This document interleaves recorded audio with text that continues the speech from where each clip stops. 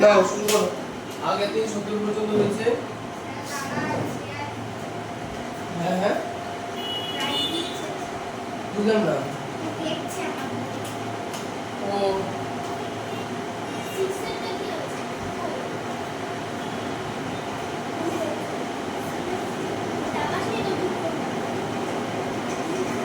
তুমি এটা থেকে বেরাও বেরাও আমার সাথে বন্ধ করবে তা চলো কিছু অসুবিধা নেই আবার কেটে কেটে কি হবে এই তাড়াতাড়ি করো তাড়াতাড়ি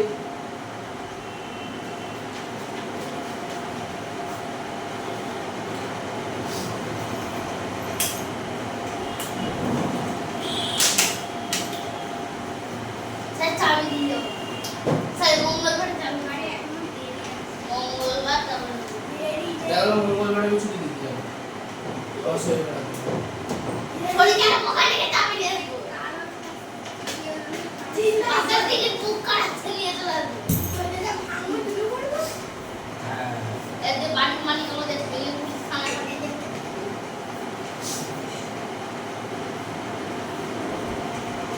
তোমরা যদি দরজা ভাঙতে পারো তাহলে পুলিশের জেল হবে পুলিশ বাবু অত দাম ঠ্যাং কিনে দেবে কাঠ ভাঙতে পারবো কিন্তু লোহা না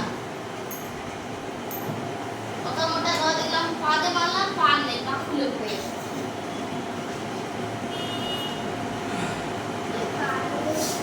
তাহলে আমি ফাটাবো বাড়িটা খুব টান এর দূরে দেখছি এর মধ্যে কিছু এক শক্ত অনেক জায়গায় দেখেছি কি এক শক্ত জিনিস মূর্তি থাকে মূর্তিটা ওই মূর্তির তলায় একটা ওই লম্ফ দেখেছো লম্ফ ছিল আগেকার কেরোসিন তেলের লম্ফ দেখেছো ওই লম্ফের মতো থাকে ওখানে গ্যাস ওরা থাকে ঠিক আছে যে লকটা মোড়াবা ওই ঢাকনার উপরে একটা মানে ডান্ডা মতো সরে যাবে ঢাকনার সময় সব বেরিয়ে চলে আসবে এইবার যদি কারো মুখে তীর করে থাকে শেষ আর মুখে ঠাস করে লাগবে আসে খাস করে হসপিটাল পৌঁছে যাবে সত্যি করে চলে যাবে ফ্যান চালানো আছে না দরকার নেই ফ্যানটা বন্ধ করবো উপরে ফ্যানের দিকে মুখ করবো কালকে ক্লাস 7 এর হলো সুন্দর কেক টেক বানিয়েছি সব ঠিক আছে অভ্র এনছে একটা দাম আর ওটা হচ্ছে অপর কি জিনিস উপায়ে জিনিস তারপরে স্প্রে এনছে শেষে কি হলো অভ্র স্প্রে গুলো বাজেয়াপ্ত করে নেওয়া হলো দিয়ে বাকিটা এবারে ছুটির সময় দিয়ে দিলাম যে বাড়ির বাইরে গিয়ে উড়িয়ে বাপ ওই বাপ সারা রাস্তায় অভ্র ছুটি গেছে ওই রাস্তায় এখন এক মাস চকচক চকচক করে অপর মনে হচ্ছে সেটা চিকচিক করে ইংরেজিতে বলো বাংলায় কি বলে ইংরেজিতে লিটার বলে আছে ওয়ার্ডস বলে না না লিটার আরে দাও লিটার চিকচিক করে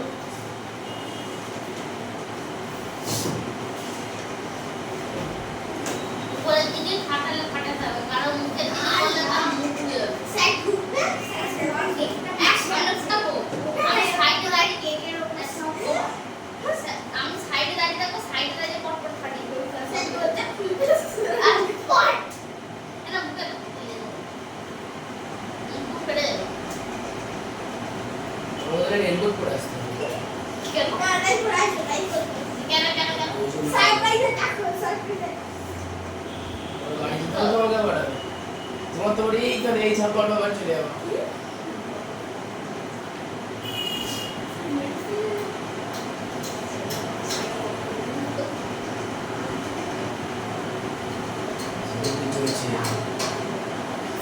খুফিয়া বুদ্ধি যে বুদ্ধিটা করছে বুদ্ধির উপর খারাপ বল বুদ্ধি কেকের মধ্যে একটা আলু বম ঢুকে আগুন ধরে দেবে হঠাৎ হেভি হবে হ্যাঁ তাও বলো এটা হলো পুরো মুখে একটা ছিটাবে এটা দিয়ে হলো ছিটাবে সারা ঘর বসে করো দরকার নেই প্যাক ক্যান্সেল চার মধ্যে ফর্ম রেডি আছে 64 হ্যাঁ আছে ওই সিটা দাও সিটা দাও কি ভাই না 64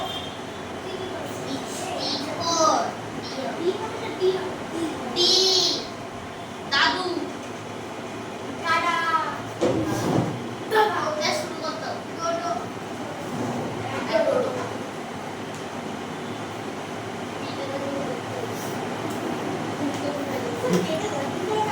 এই করতে গিয়ে 5 মিনিট হয়ে গেল। ওই আপলোডের আগে কেটে দেবো, ওই আপলোড করার পরে কেটে দেবো।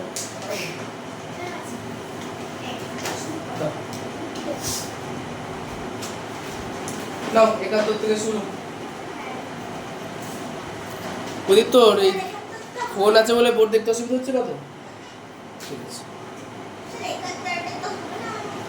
দেখছি। 71 এটা দূরত্ব সময় গতিবেগের অঙ্ক হবে না। আচ্ছা 72 এটা আছে।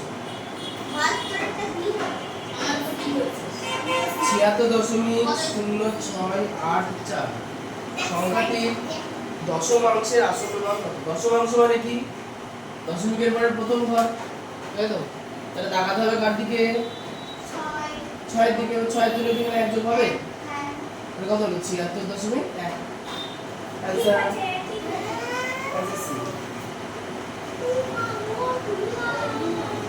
73 6 মাইনাস 3 থেকে 5 প্লাস 3 মাইনাস বিয়োগ 2 মাইনাস 5।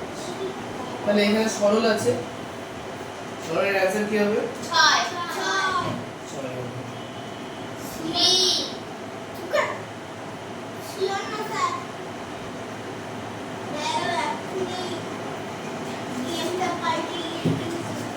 দেখো এখানে হচ্ছে 5 মাইনাস 2 মানে কত? 3। তাহলে বাকিটা লিখি 6 মাইনাস 5 যোগ 3 মাইনাস 3 মাইনাস 5। এবার দেখো প্লাস 5 আর মাইনাস 5 কেটে যাবে, প্লাস 3 মাইনাস 3 কেটে যাবে। তাহলে সেকেন্ড ব্র্যাকেটের মধ্যে কি থাকলো? 0। তাহলে 6 মাইনাস 0 ইকুয়াল টু 6।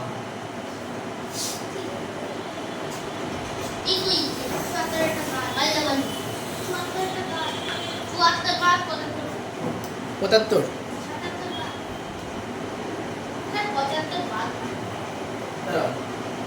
অ্যান্সার হচ্ছে বি। এটা কার কার মিলিয়ে নিব? খুব ভালো। আচ্ছা 74 বাদ 75 বাদ 76।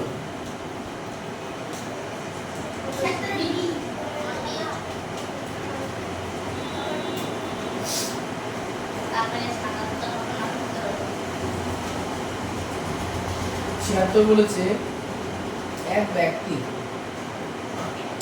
21 টাকা ডজন দরে 60টি কমলা কিনে প্রতি ডজন 24 টাকা দরে বিক্রি করলে তার কত লাভ হবে? কত ভালো কথা, ক্রয় মূল্যে চলে আসে। ক্রয় মূল্য কি বলেছে? এক ব্যক্তি 21 টাকা ডজন দরে 60টা কমলা কিনেছে। তাহলে বলো 21 গুণ 5, কোথায় 5 কেন? ব্যাপারটা হচ্ছে এক ডজনের দাম কত টাকা? 21 টাকা। ওই লোক 60টি কমলা লেবু কিনেছে, 60টি কমলা লেবু। তাহলে 60টা কমলা লেবু মানে কত ডজন? 60টা কমলা লেবু মানে 5 ডজন। আমি পাশে করে দিই 60টি ইকুয়াল টু 60/12 কাটাকাটি করলে 5 ডজন, তাই তো? তাহলে এই জন্য আমরা কি 21 কে 5 দিয়ে গুণ করলাম। তাহলে 5 এর থেকে 5 5 গুণ 10 105 টাকা হচ্ছে ক্রয় মূল্য। চলো এবার চলে আসি বিক্রয় মূল্য। বিক্রয়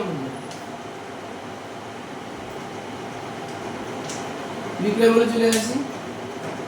বিক্রি করেছে এক ডজন কত টাকা? 24 টাকায়। ক ডজন বিক্রি করবে? যে কটা কিনেছে 5 ডজনই বেচবে। 4 5 20 শূন্য হয়ে থাকলো 2, 5 গুণে 10 আর 2 12 এত টাকা। তাহলে বলো তার ক্রয় মূল্য থেকে বিক্রয় মূল্য বেশি, তাহলে লাভ হবে না ক্ষতি হবে? লাভ হবে। কে বললো কথা? বিক্রয় মূল্য তো বেশি, তাই বিক্রয় মূল্য বেশি, ক্রয় মূল্য কম, তাহলে কি হচ্ছে? লাভ হচ্ছে। লাভ সমান সমান 120 মাইনাস 105, কত টাকা? 15 টাকা। Answer answer B. কার কার মিলেছে? ঠিক আছে।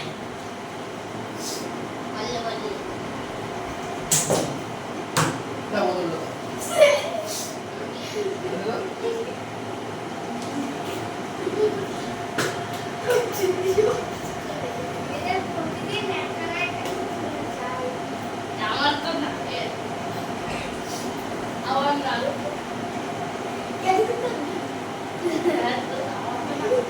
এরপরে এটা 77 বাদ পার্সেন্টেজ আছে, 78 বাদ 79। একটি ঘরের দৈর্ঘ্য 30 মিটার, 22 মিটার এবং ক্ষেত্রফল হবে প্রস্থ ও উচ্চতা যথাক্রমে 9 মিটার। ঘরটির মেঝের এই কোশ্চেনের মানে কোশ্চেনটা ঘুরিয়ে ফিরিয়ে লেখা আছে, কোশ্চেন ঠিক গোছানো হয়নি, ঠিক না? তাহলে বিষয়টা কি হচ্ছে আমি বলে দিচ্ছি। কোশ্চেন এরকম,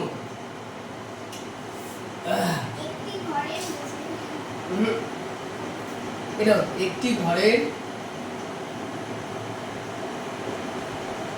ঘরের প্রস্থ ও উচ্চতা, ঘরের প্রস্থ উচ্চতা 30 মিটার ও 22 মিটার। দৈর্ঘ্য ক্রম প্রস্থ বলবো যথাক্রমে দিয়েছে। আচ্ছা, প্রস্থ উচ্চতা হচ্ছে 30 মিটার ও 22 মিটার।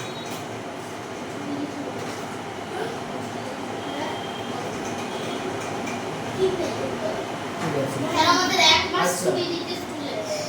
এক মাস ছুটি।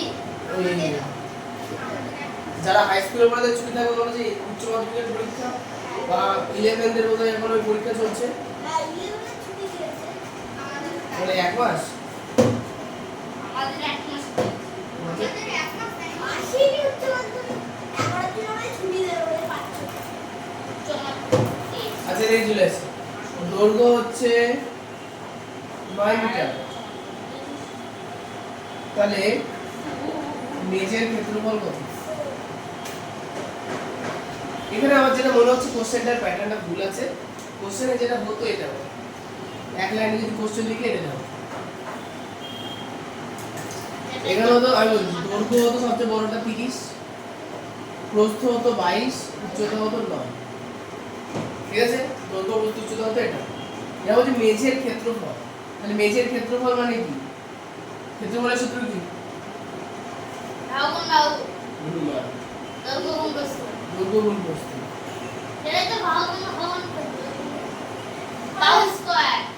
ওটা বর্গক্ষেত্র। আর তাহলে বল এখানে কি আমাদের উচ্চতা কোনো কাজে লাগবে? না। লাগবে না, এমনি দিয়েছি। তাহলে অতএব মেঝের ক্ষেত্রফল, মেঝের ক্ষেত্রফল হচ্ছে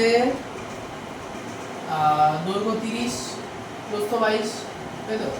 তাহলে শূন্য বসে গেল, 3 দুগুণে 6, 6 এত বর্গ। এর অ্যানসার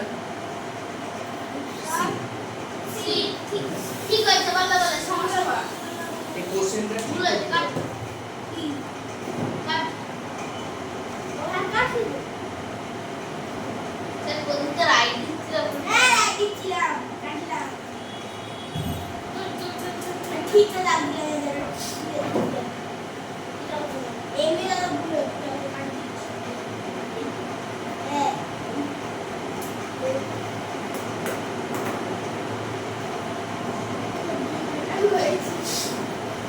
আচ্ছা এরপরে 80।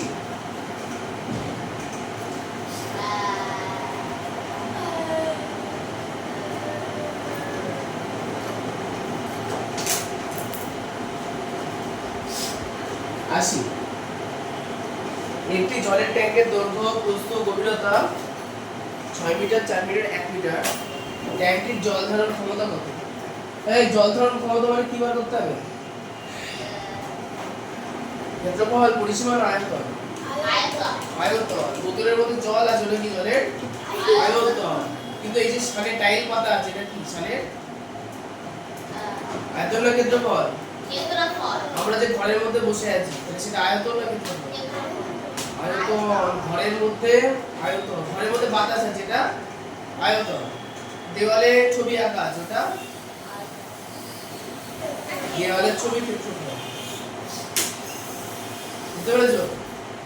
কোনো একটা ধরো যার ছবি ধরো বোর্ড আছে, বোর্ডের মধ্যে একটা চৌকো ছবি রেখেছে, তার মাঝখানে পাথর ঢুকিয়ে দিতে পারবো? তাহলে বোর্ড ভেঙে ঢোকাতে হবে। তখন কিন্তু একটা মনে করে একটা বাটি আছে, তাহলে বাটির মধ্যে কি পাথর রাখতে পারবো? পারবো। তাহলে ওইটা হচ্ছে যেখানে আমি কোনো একটা বস্তুকে ঢোকাতে রাখতে পারছি, জায়গা দখল করাতে পারছি, তাকে বলা হবে কি আয়তন। কোশ্চেন আয়তন। কোশ্চেনে বলেছে যে হ্যাঁ আমরা বস্তু কিনা আমরা গাড়ির ইঞ্জিনের মতো, যখন প্রাণ আছে প্রাণ নেই তাহলে বস্তু। গাড়ির ইঞ্জিন গাড়ির ইঞ্জিন হতো তাই জল খাও, তেল খাও না, সরষের তেল, ঘি, মাখন, মেয়োনিজ, চিজ খাচ্ছ, সাদা তেল খাচ্ছ, কালো তেল খাচ্ছ। আচ্ছা আসি, তাহলে এখানে হচ্ছে জল ধারণ ক্ষমতা মানে হচ্ছে আয়তন। এই আয়তনের সূত্র কি? হ্যাঁ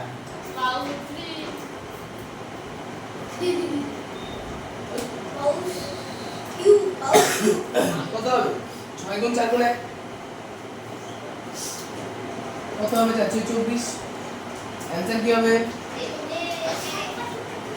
এখানে কিন্তু এককটা ঘনমিটার হবে। হ্যাঁ আয়তনের একক কি হবে? ঘনমিটার হবে। তাহলে এই হচ্ছে আমাদের এক্সাম 9 কমপ্লিট হয়ে গেল। এরপরে বাংলা হবে।